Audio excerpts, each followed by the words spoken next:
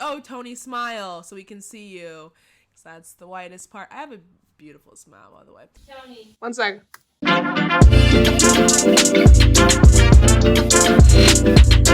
Yes. Hey y'all, welcome to my channel. Thanks for tuning in. Make sure to like, comment, and subscribe if you like what you see. Today we're doing an episode of the Tea with Toni.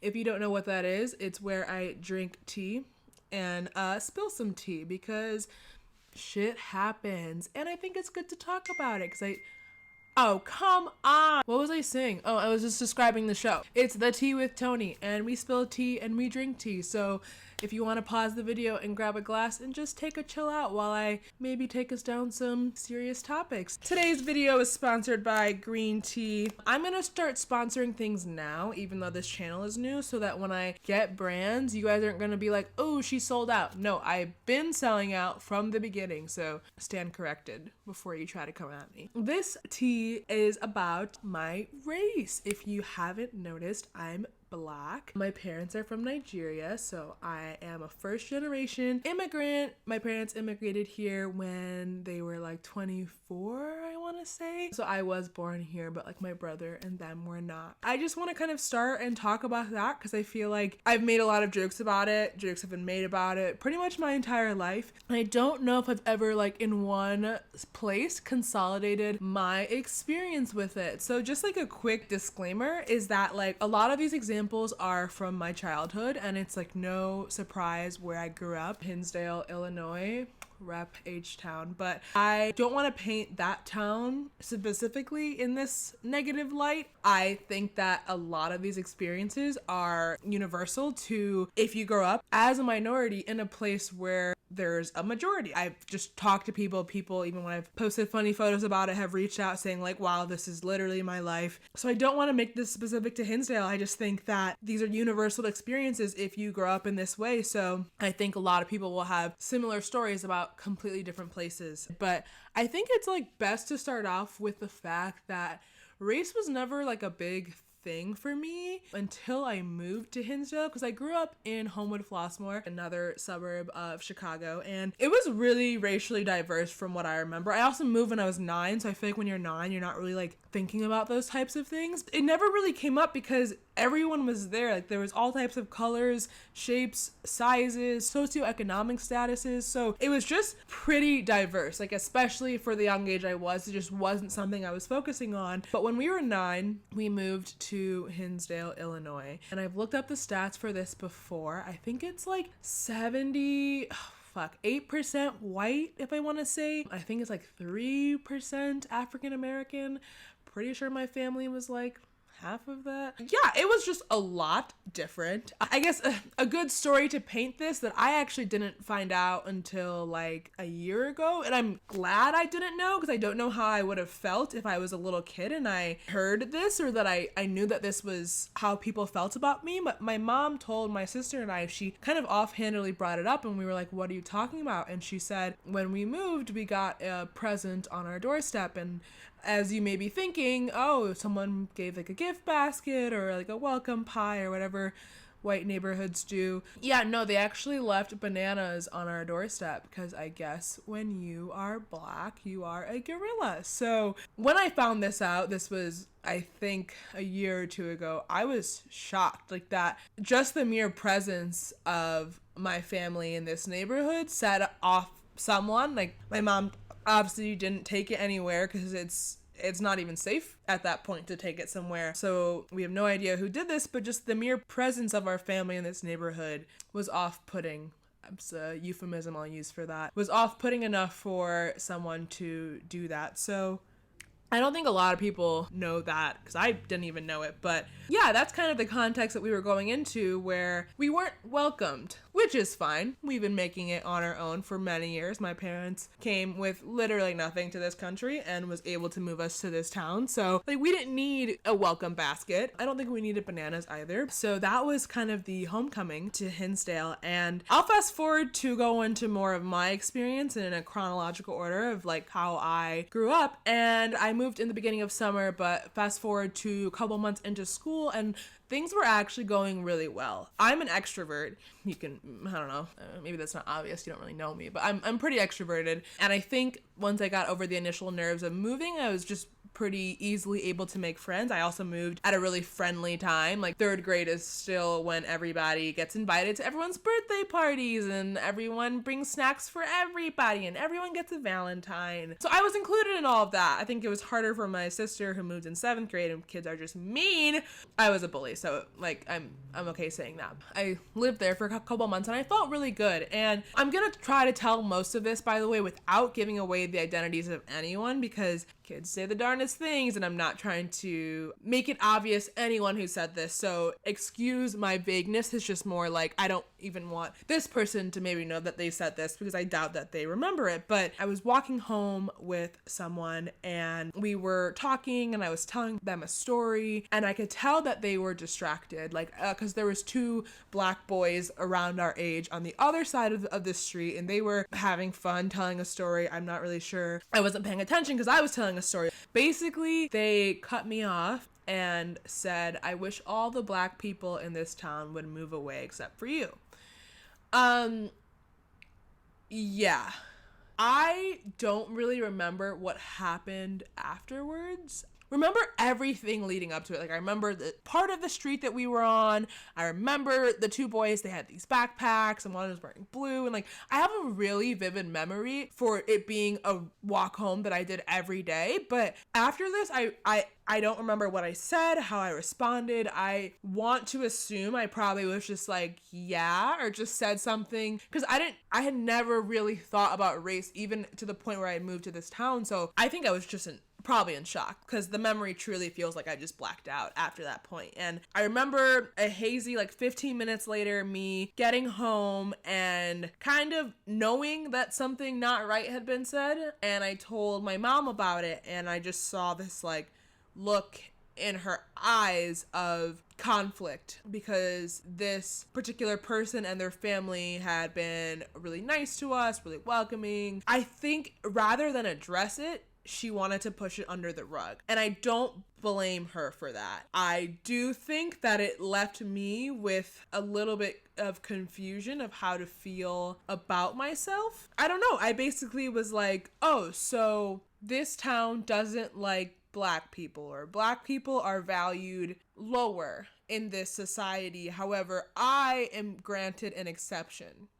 Which is just interesting as a kid to grapple with that. And I think that basically, like, I ended up kind of not wanting to be black, but not really having a choice because I am. Subconsciously or consciously, I'm not really sure, is that I would like subdue the parts of me that were black. And like, for example, I remember there was some cultural day where you wear your cultural dress and we sang a song that had to do with all the continents. I don't know. And I refused to wear anything Nigerian. I just came to school in jeans, or I don't wear jeans, but leggings probably, I don't know. Well, everyone else was in kilts and other cultural things like that. I knew I was going to be the only one wearing this, so I just said that I wouldn't. And it was just other things like that where even on one part of my street there was apartments, and that was typically where people of lower socioeconomic status in Hinsdale lived, and a lot of those people were people of color. One of the things I remember the most is I would walk home. This is like from the high school or middle school, which was the other direction, and I would really want all of the cars that passed me while I was driving to know that I was turning left away from the apartments. Like, I wanted them to know that I was different. And whether they were at the crosswalk or not when I actually turned, it was just something I wish I could have like held up a sign and been like, oh, don't worry, I'm not one of them. By the way, I know how fucked up this sounds, but this is basically how I internalized myself and what I thought of myself when I was growing up. And the weird thing is, I didn't think it about other black people or other people of color. Like, it wasn't something that I became racist. It was like just me. I just remember other random things, like I would just be called an Oreo, which I think is pretty common, black on the outside, white on the inside, and I would laugh along with it and whatever. Or anytime the lights went off, like literally anytime, to the point where I started saying it first because I wanted to get it over with. They would say, oh, where's Toni? And it would laugh, or be like, oh, Toni, smile so we can see you. Because that's the whitest part. I have a beautiful smile, by the way. But my teeth are white, and you could sometimes see them when it was dark, and it was just, I mean, it was everything. I have other memories too. One of them that for some reason sticks with me more than the rest. I was in social studies. This is in 7th grade, and a boy just like turns to me. Personally, I don't think I prompted this. Like, I don't remember saying anything, but he said, my least favorite type of porn is the black porn. I don't like their nipples. Once again, I probably said, okay, because what the fuck do you say? I didn't even watch porn. I didn't even know that nipples were different color. I don't know. I then got to go home, and I literally stared at my nipples for like 2 hours, and I was like trying to like figure out how to like change the size or what the fuck ever. Like I really don't know, because what do you do with this when you're 11 or 12? Like, I just was getting all this input that like, it was unfortunate that I was the color that I was, basically. It's funny, I think, now that I can post these photos of me being like the only person of color in like a crowd of like 300 people and being like, LOL, like this was my life, like how crazy. But growing up in that and growing through that like prompted so many other issues that I'll touch on later in other videos. I mean, obviously I had awful body image issues, struggled with bulimia, body dysmorphia, anorexia, like you fucking name it, for like ever. I had a super unhealthy relationship with sex for most of my life because none of the boys from my school, like I kind of was just like not attractive to them. So I would find other random men to have sex with, which isn't really a healthy way to be doing that. My ex-boyfriend, it's kind of a funny story. It was like my best friend forever, finally convinced me to date him. Like, I was like super reluctant because he like got around with a lot of people, and I was like, dude, let's not complicate this. He's like, no, I really want to date you. So we dated finally, and then he like cheats on me after like 2 weeks with like a blonde, white, tiny person, and then they dated for like 2 years, and that person was black. So I was like, okay, I can't even win when they're black. Like, it's just like nobody wants me. So that is 40 other videos. Yeah, I think I just kind of wanted to like share those experiences because I don't really think I've ever done it seriously with anyone from Hinsdale, anyone in just other communities in general. Yeah, I mean, I'm obviously fine now is kind of what I want to say. I guess like my main takeaway is that it's funny because it's not funny at all, it's awful, but these weird traumatic microaggressions, full aggressions, whatever they were, experiences like ended up working out in my favor in the end because I refused to be less than. I did the most. Like, anyone who knew me in high school knew I was in like every club, and not only was I in it, I was president of it. I was like a 4-sport athlete. I was on a speech team. I was student body president. I really was doing a lot. And it's so that no one could like look at me and think that I'm less. When I won the student body president, whatever, I was gonna say award, it was position, a reporter came to interview me, and I thought it was just gonna be like, oh yeah, this is the new president, but he kept focusing on how I was the first black president of my high school. At the time, Obama was president, so I think it was a good analogous article he was trying to write. And I remember stopping this man. He was at least a 50-plus-year-old white man, and I said, sir, if we are gonna continue this interview, you need to stop focusing on my race. Yes, I am black. Yes, I acknowledge that, but I am proud of this accomplishment, not because of my race, and I'm not gonna answer any more questions about it. And this is me as a 17-year-old, like having to stick up for myself in this interview where the accomplishment that I did didn't matter. It was the like historic movement of it. And I now get why that was important. And I did in the interview. And I was like, I want to inspire other people that look like me to like take up space in this school, like take up space in this town. And I said that, but he kept harping on it. And it was just like, I knew that I was just gonna be looked at as an exception, as a rule, and I just kind of wanted to get that out of these people's heads. I'm like, yo, this isn't crazy. Like, just because I'm black doesn't mean I can't accomplish things. Long fucking story short, I ended up writing about this for my comment application essay. I wrote about the experience where the person who said they wish all the black people in this town would move away, and what that did for me as far as propelling me into this overachiever. I was never the smartest, I was never the fastest, I was never anything-ist.